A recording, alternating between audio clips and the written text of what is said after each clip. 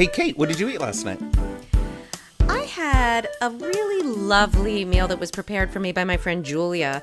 I had a roasted happy chicken, as she would argue, because she raised the chicken, and they... Thank you for explaining. Yeah, they raised it from, I don't know, beginning to end, and that's sort of all the detail I know, but it was a gorgeous looking chicken. It really was absolutely stunning. And I swear it tastes different, even more than because I buy organic stuff, free range stuff as best as you can, but you can never tell from chicken labels and all of that. And I can tell a difference between conventional chicken and the good chicken that I buy, but there was an even greater difference between the stuff I normally get and this. Like this, it was amazing.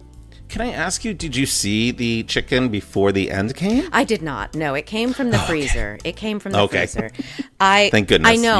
You'd be my hero if you did. I would have felt compelled to bear witness if that was required, but it was not, mercifully.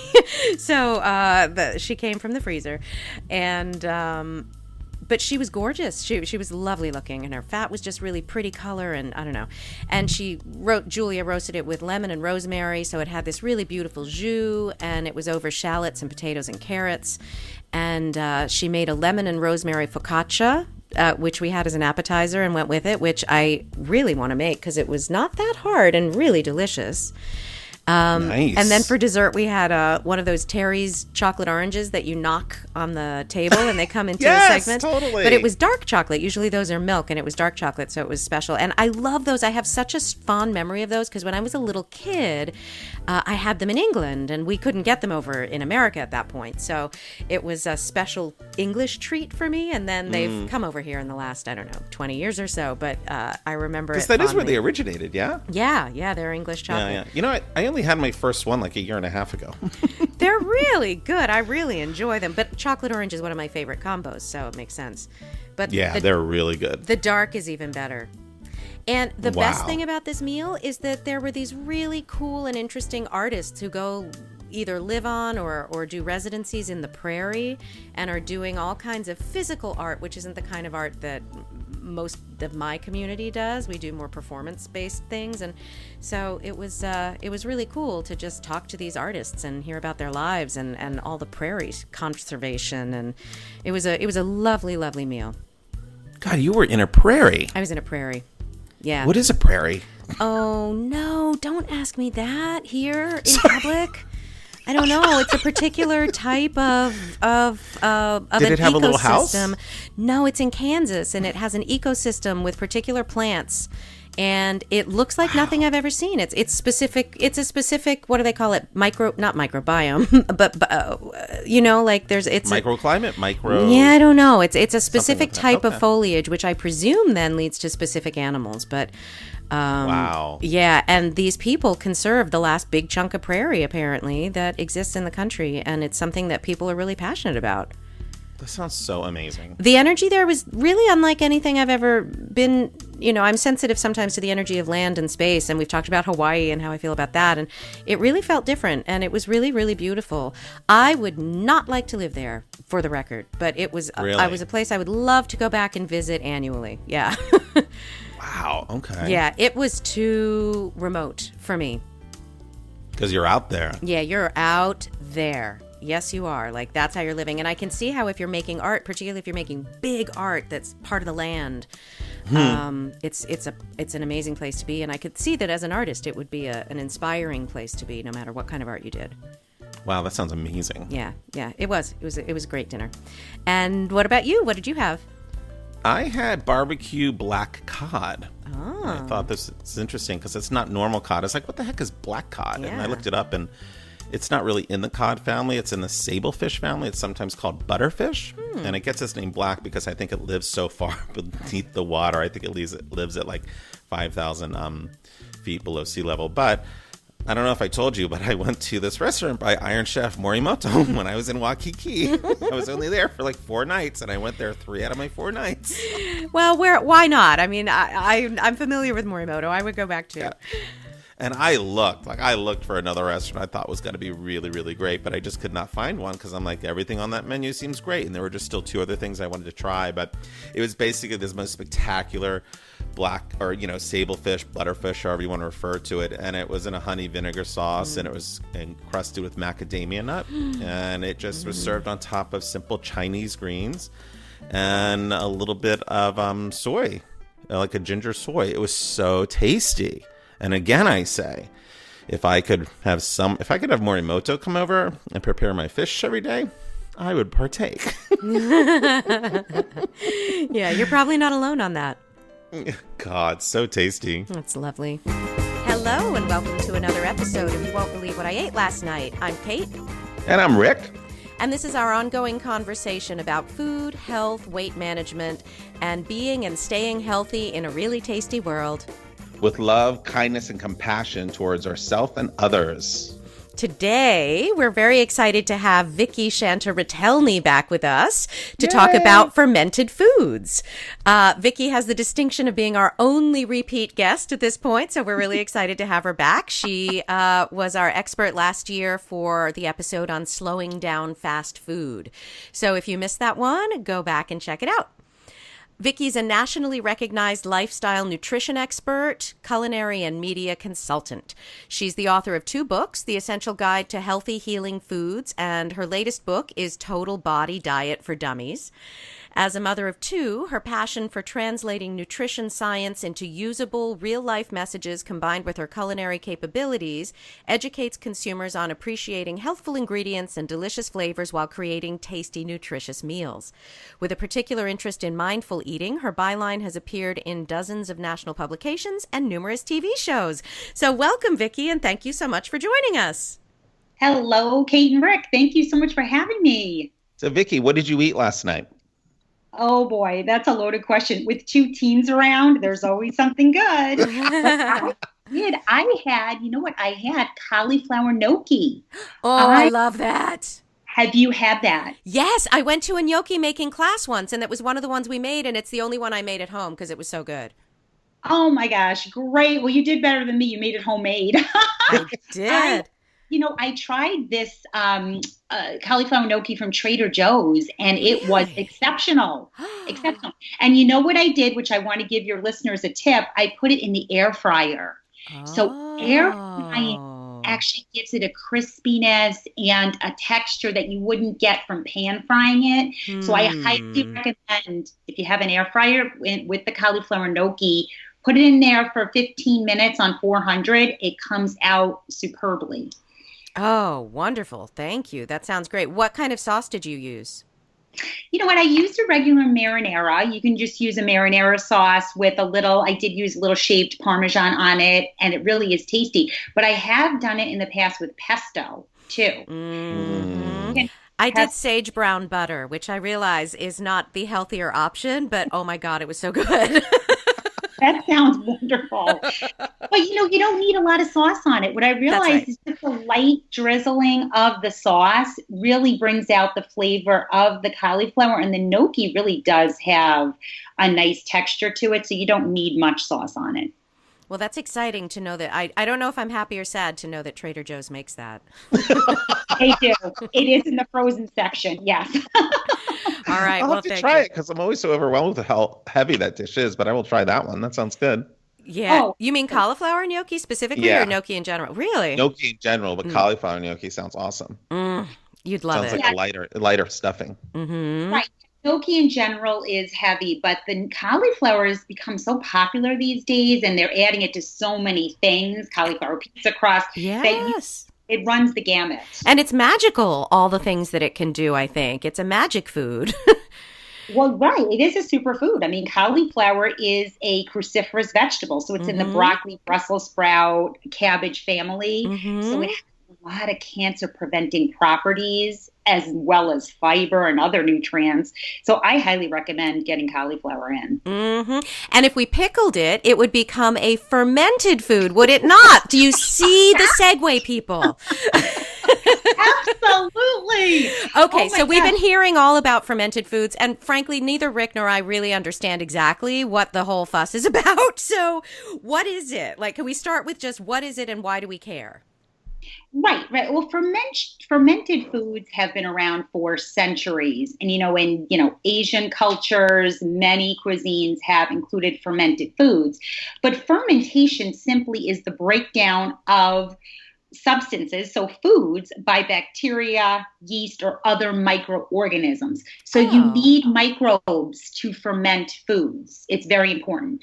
So really, they convert carbohydrates into alcohols and acids. So many of the foods I'll be mentioning, you'll see how that translates. So fermentation really does require these live microorganisms to act upon the substance to break it down. Ah, Okay. fascinating. So Yeah. why fermented foods? Why would we want to be eating them?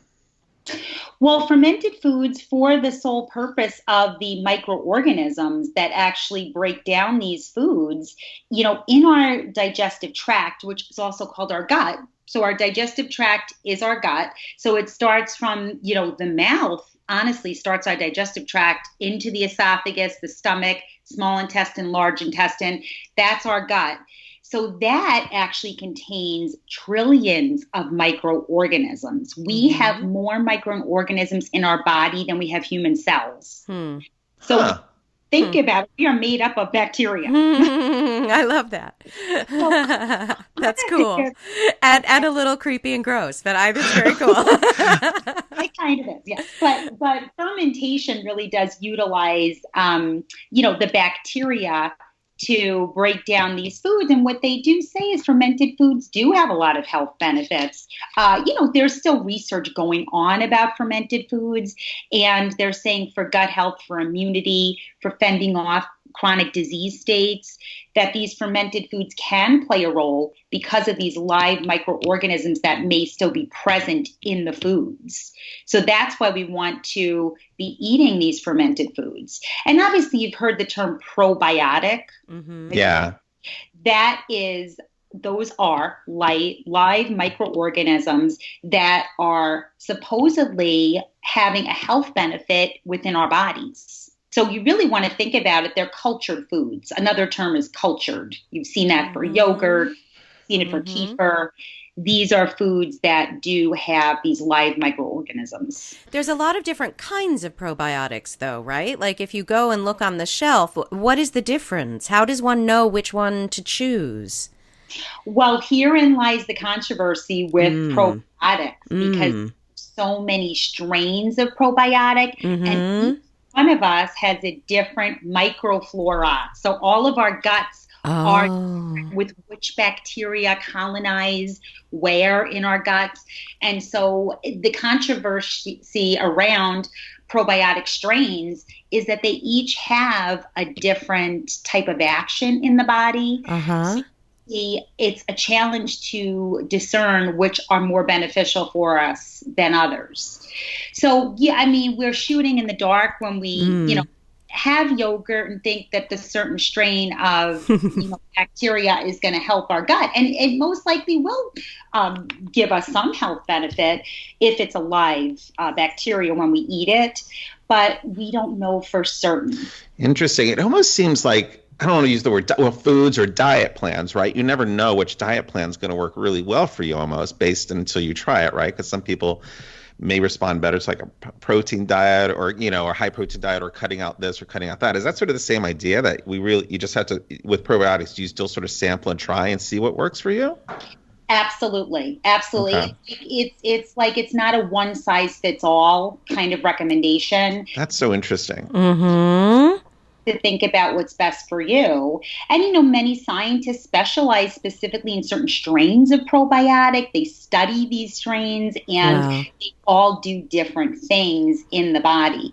So it's interesting when we talk about probiotics in general. Yes, supposedly they can give us a health benefit, but you have to look at your specific, symptoms you may be having, what your gut health is responding to, how you feel after you eat a certain food. So these are all things you should keep track of and pay attention to, and talk to your gastroenterologist about if you do have a GI issue that you're specifically trying to focus on with probiotics. Mm-hmm. Thanks. Interesting. And what you're referring to as the gut, is that what some people might call the microbiome, or is that a whole nother thing? Yeah, the microbiome is just where these microorganisms live, right? So they do live throughout our gut. Yes. So to have a healthy microbiome is really specifically talking about a healthy gut, which is that whole GI tract. The gastrointestinal system is your microbiome. Okay. Thank you. So, Vicki, when people talk about fermented foods, I don't know about you, but when I mention them to people seem to have a very squeamish effect about them right off. And Kate and I were just having this conversation before that we sometimes forget that fermented food includes things like, what were we saying, bread and cheese, like sort of the fun things we like to eat all the time. That a lot of times fermented foods get this rap that I think, oh, they're these odd things that maybe are sitting in jars over extended periods of time. And maybe they're those weird things that you see in restaurants as decoration when you go in sometimes, is another response I've heard. So what are some of the most, so I guess what do you say to people that may have some type of squeamish effect about it when they think about eating them? Right, that there are many types of fermented foods. And right, bread is a big one because yeast ferments certain breads. When you think of sourdough bread, it starts with that starter and that what's it called? The bacteria that starts the fermentation creates that taste in the sourdough bread.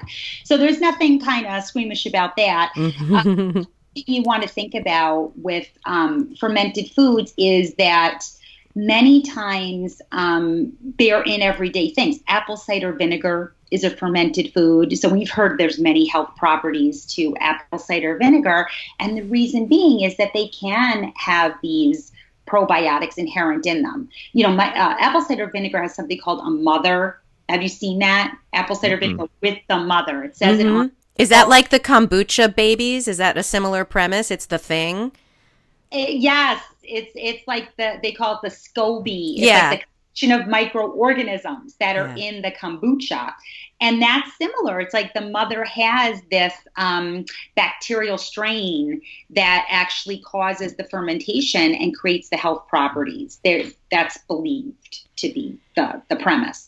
So apple cider vinegar is one. Yogurt, obviously. We've been eating yogurt for centuries, and people make their own yogurt all the time. So it's something to think about. It's fermented. It forms that sour taste.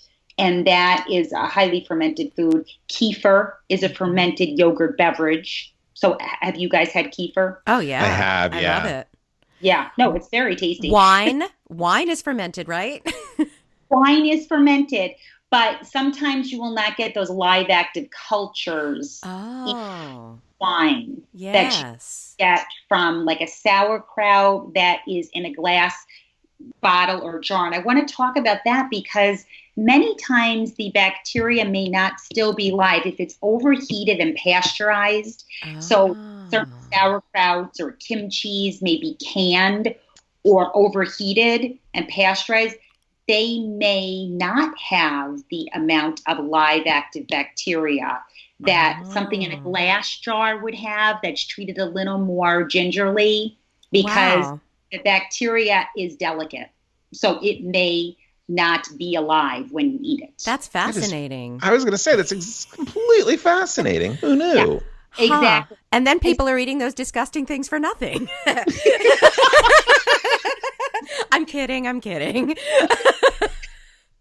Many times with sauerkraut or even kimchi, which is a spicy Korean pickled cabbage. I don't know if you've had kimchi. Yes, I don't care for it. I like it a lot. I love it, but you're right. It's an acquired taste. You have to look for it, in a glass jar, refrigerated after opening. Make sure you're careful with it. That's something to think about. The other ones like tempeh. Have you tried tempeh, which is a fermented soy product, or natto? There's another one called natto, which many vegans use this for protein, and it contains, fermented bacteria. So it's something to think about. Kombucha we talked about, that's a fermented green tea drink. So that too, the tea is fermented, creating this effervescence. So when you see effervescence or sparkling in this liquid, it's typically a fermentation process. I made my own kombucha last year, and it really grossed me out, and I was brave and I did it, and it turned out okay, but I don't drink that much of it it's sugary, right? And actually I wanted to ask you about that, but anyway, I'm afraid I let my SCOBY die. I feel bad. Like I feel like I've murdered something that was alive and I feel guilty. But I tried to keep feeding it the tea, but eventually I just stopped. I let it starve. Right. It's a very delicate process. To make your own kombucha, you have to keep it sterile and airtight. I know. It was a whole big thing. It took weeks and weeks, and I really committed. And it was good. But here's my question. I was shocked by how much sugar was in it.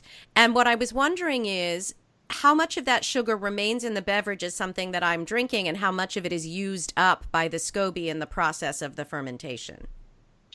Well, the sugar is essential. That's a good question. The sugar is essential to keep the fermentation process going. Right. But it depends on the amount of liquid to sugar in the product. It depends on the environment of the fermentation. So if it's kept in sort of that room temperature environment and airtight, then you'll probably be fermenting more of the sugar than less of it. So it depends really on the product and how it's processed. Because I was like, wow, this doesn't seem like a health food because of all the sugar in it, was how I ultimately sort of came down to it, which is one of the reasons I think I didn't decide I was going to make it all the time. And like, I'm not looking to add more sugar to my diet particularly. Right. Yeah. And, you're right. You do have to look at labels, and those that are commercially made, you want to look at how much sugar is actually in the product. Yeah. Oh, I'm talking about the one I made. There was a ton. Yeah. Yeah. No, absolutely. So you don't know how much sugar is going to be left behind, and also if it's being fermented properly. So you really have to be careful when you're fermenting at home, because it does take certain fermentation tanks they use in commercial fermentation. But at home, you want to make it adequately to get the right balance of, fermentation and less sugar, obviously. You don't want to be having as much sugar left over. And so if it's like really fizzy and fermented, does that mean there's probably less sugar that I'm drinking? It should. I mean, Cool. It should. Okay. The fermentation does actually cause a lot of that effervescence, like I said. So that should be the case. Cool. Was there like a froth on top or anything? I don't know if there was a froth. I don't know that there was a froth, but it was definitely very bubbly, fizzy by the time it sat in the fridge for a while after the whole multiple week process. Yeah. Right. So you do want to make sure you are getting that. The one thing you want to be sure of, if it's in an airtight container, when it's fermenting, and to keep it actually, fermented or pickled if you're pickling something. And there is a risk of spoilage and food poisoning. So you have to be careful with the environment you're exposing it to. So Cool. I would caution people at home if they're fermenting their own foods. Thank you. I can guarantee you I won't be making that at home. I will go into my little Trader Joe's and my Whole Foods and buying my jars. Exactly. All right, Vicki, anything else on your fermented food list you were going through that you want to keep? You were going through this great list of fermented foods. Anything else? Yeah, miso soup. Miso soup is a fermented food, which can be high in sodium, which is interesting. So miso, you want to kind of look at pickles as well. Pickles can have live active cultures. You want to make sure that your pickles are jarred properly and not overly pasteurized too. So you want to pay attention to that. The thing that I have found actually when I've done a little digging and research, there's a lot of people out there who are doing their own cultured foods. I did see cultured coffee. Someone is created. Really? Yes. So it's actually created via bacteria, and they're actually adding some live active cultures to coffee. The other one that I've seen is black mushrooms. I don't know if you've seen these mushrooms. They're actually fermented mushrooms. And you can find at the grocery store. I've seen them at, various grocery stores. Trader Joe's may have them, but you want to think about potentially how you're going to use them. I mean, if like mushrooms, you may not want to use those, but they do supposedly contain these live active cultures. Interesting. Oh, Yeah. now I want to try those. Yes, and they're good. I've actually tried them. You can put them into salad dressings. They have, a sour, but they also have sort of a bitter, almost an umami flavor too. Very Okay. umami, if you know what that is. That's kind of a savoriness. And that's tricky soy 'cause you sauce, wanna speaking eat of, sorry, go ahead, Rick. No, I was just going to say it's tricky because you want to eat them right out of the jar. You wouldn't want to cook them or anything. So you'd want to put them right on salads or have them as sort of an accompaniment to any other dish, right? Yeah, they don't come jarred, which is interesting. They come in like a sealed bag, which Oh, probably okay. because they're like a mushroom and a fungus, they come in a bag sealed. So you do have to refrigerate them after opening. Okay. Want to be Interesting. or keep them closed well, airtight. Right. But Okay. from what you were saying, you wouldn't want to heat it up a lot, right? Because that would kill the bacteria. Exactly. If it's too high heat. Yeah, probably sauteing lightly might be okay, but I wouldn't want to, put them on the grill or, in a hot oven. Right. Exactly. Yeah, you want to treat fermented foods with kid gloves. You want to really be aware that these bacteria are delicate and sensitive to heat and temperature and air, especially air. That's really great. I never thought of that before. That's really, really great. Yes. Yeah. Yes. Yeah. I've always thought I don't like them fermented foods because I don't like kimchi and sauerkraut and miso. Like I don't like the strongly fermented taste, but then there's so many things that I do like. It was shocking when I was looking at all the things that were fermented. So sour cream is one also, right? Sour cream, like yogurt, has a fermented quality to it. Now on the container, look for the words live active cultures because I don't often see that on sour cream. I see it on yogurt a lot. So you want to pay attention if there's not some sort of a labeling on it or verbiage that says live active cultures, you may not be getting those probiotics in the product. Thank you. And what about chocolate? I saw that on a list, but I didn't understand that. Is chocolate fermented? Not necessarily. Okay. Like I have not noticed that unless they're adding something to it. But typically, no. That I mean, seems I weird. would. Okay. I wouldn't. Yeah. But soy sauce also, right? Soy sauce is also fermented. Yes, it can. Fermented tamari, which is a soybean liquid that's fermented, is a gluten-free type of soy sauce that many people who need to be gluten-free will use as a substitute for soy sauce. So also soybeans, but it's fermented. Cool. Thank you. Yeah. Hey, Vicky, so how would fermented foods affect our digestion and our immunity? Well, it's based on the principle that we do have these microorganisms in our gut, and some are good and some are bad, but the good, they're saying, by adding in these fermented good friendly bacteria, which are the probiotics, that they can help colonize the gut with more healthy bacteria, which is what we want. So can they create an arsenal of beneficial immune fighting or even help our defenses build up to generate some sort of support if there is, foreign invaders, pathogens that come in that want to cause illness. So really, it's kind of it's a defense against potentially something happening, or they're saying it can work in conjunction with the healthy bacteria in our gut. So, the notion is they're adding to the beneficial microflora. Like I said, everybody's gut health is different. And if you are, somebody that is immunocompromised, older, that does have an illness, you do have a chronic disease state, it's not a bad idea to try to incorporate these into your diet and lifestyle. Definitely consult with your physician or your gastroenterologist. But like I said, we're still learning about this. So many healthcare professionals really don't know which strains are going to be beneficial. It's trial and error. How much? How much of it should we? How do we know how much? It sounds like there's no way to answer that from what you're saying because everybody's different and everyone's coming from a different place. But do you have any thoughts? Exactly. Well, it's not a bad idea to eat these products on a regular basis. The only problem is you don't know how much you're getting in many of these products. And in supplements, supplements are not regulated. So, the FDA does not regulate supplements. So it can be a challenge for finding out how much is actually in a specific supplement. But many physicians, if you are taking antibiotic, definitely take a probiotic in conjunction because antibiotics are going to break down that microflora of the gut. So you may see, things happening like diarrhea or other ailments, distension or bloating in your GI tract.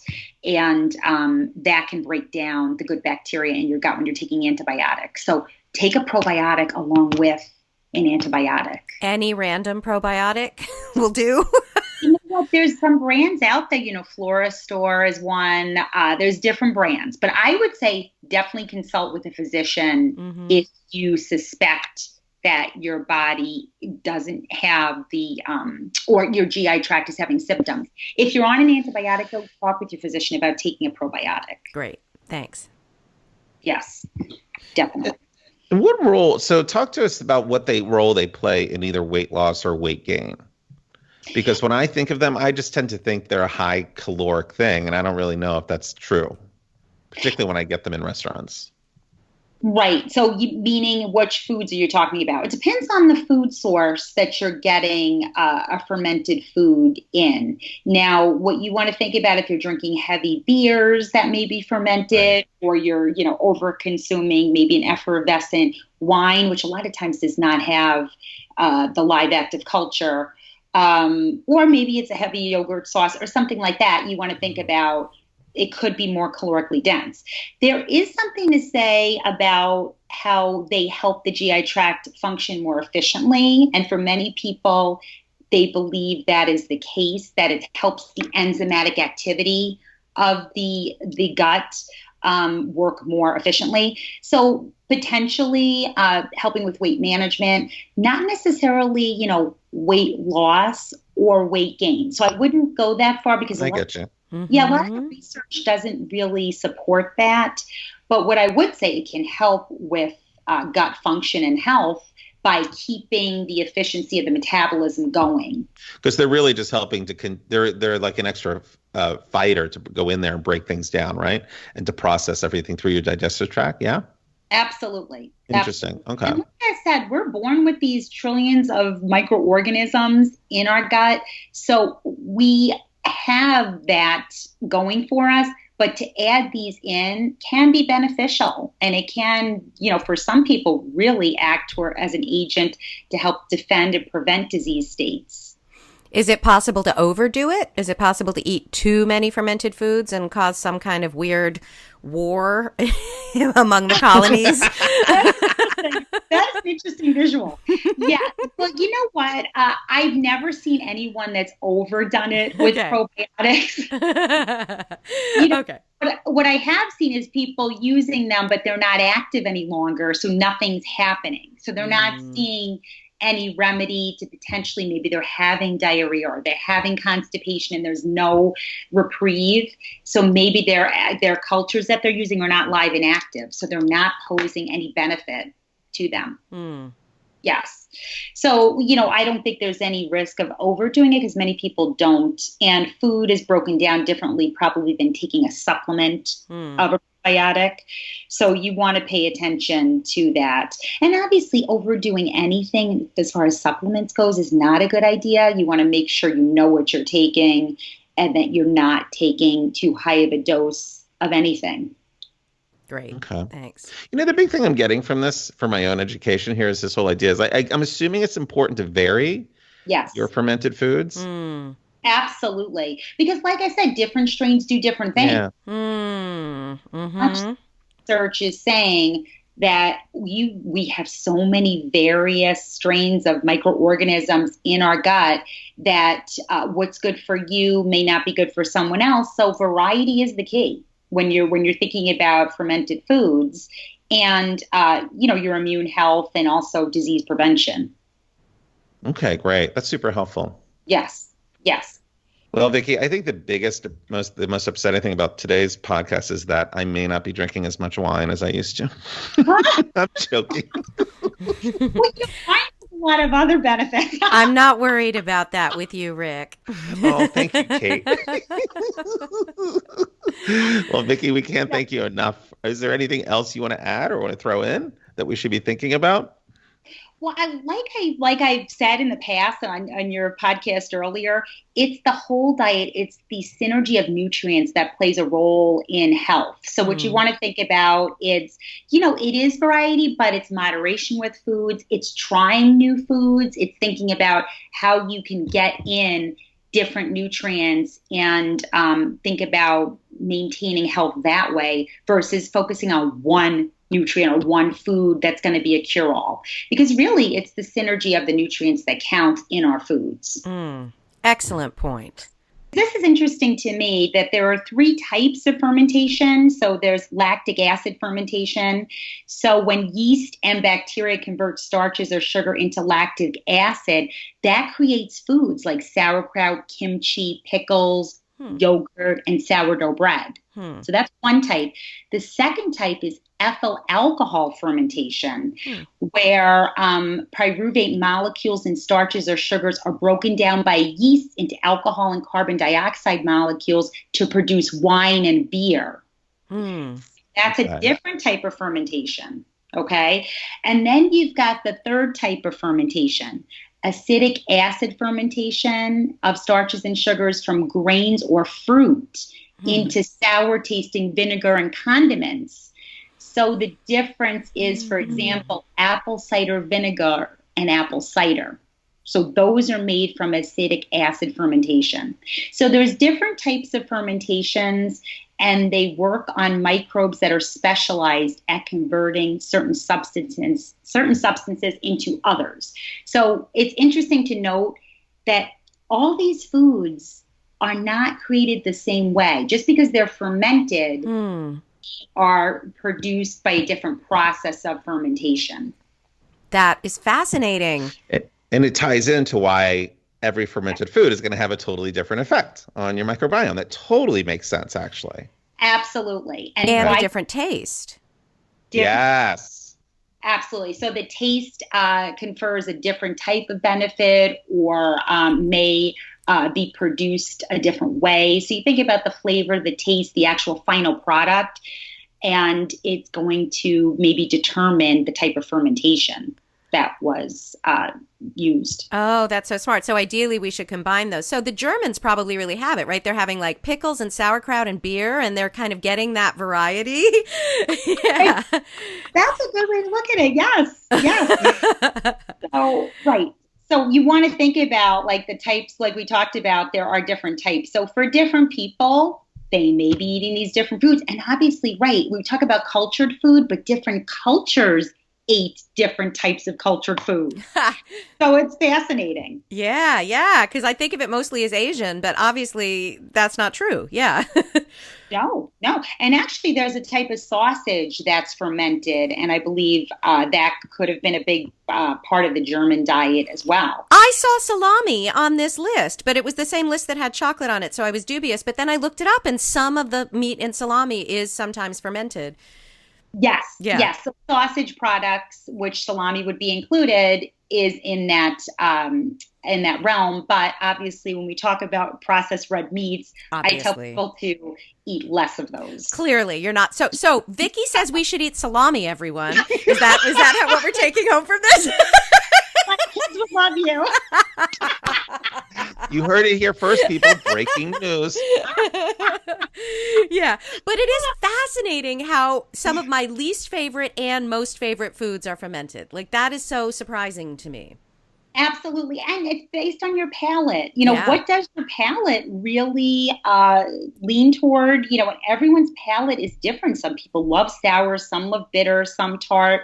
Yeah. Some people like more fatty foods, some people more sweet foods. So it really runs the gamut of how unique each individual is. Mm-hmm. And it begs the question, digestion starts in the mouth. So how your GI tract responds to something could go along with your taste buds too. And I know. I love that. That Wow. feels so right. That makes so much sense. Well, it's just all related. It's all, yes. Vicki, mind blown. You have a unique digestive tract. That's awesome. That explains everything. It does make you think like you're not losing your mind because you have a different taste than your family or your friends. Yes. There's a reason. Well, and the whole thing of why one diet works, diet meaning diet plan, not I don't mean like you're on a diet, right? Like one regime works for one person and not for another because we're all different. Absolutely. Yeah. Oh, absolutely. Different culturally, cellularly, our bacteria is different. What we were exposed to in the womb, out of the womb. I mean, it's just unbelievable how there's so many variables. And to really make it a one size fits all does nobody justice. You have to look at your own individualized, nutrigenomic profile. And that's what it is. Easy for you to say. Your nutrigenomic. Yeah, that's amazing. So, we're chatting now, but I feel like No, it's really we're not. This is all going in. This is awesome. We're so excited. We love this. I love it. I want people to really understand that they're unique and their gut health is unique to them. So to really think about that is really, it's the basis of your health mentally and physically if you look at it as an individual versus looking at the whole population. So if somebody really wanted to do a deeper dive into their own makeup in that way and really determine what the best foods are for them, that would be when they would consult somebody like you, right? A nutritionist, or how would they go about figuring that out? Yes, you would consult a registered dietitian nutritionist initially, but then you may have to dig deeper if the that particular expert doesn't do nutrigenomic testing, because that's a specialized testing area. I see. So that's something to really think about for personalized nutrition. Do you do that? I do not do that. Okay, but thank you. You can have blood work done. You can have different tests drawn that can tell, what is your, nutrigenomic profile. And we're just really tipping the iceberg with what this can mean in the future. So this is kind of a new area of study. Fabulous. Vicki, how can people find out about you? Oh, sure. Yeah, you can check out my website, victoriashantaretelny.com. So I do blog from that site, recipes, and I have a weekly newsletter that I send out. So it's a great newsletter. Yep, love the newsletter.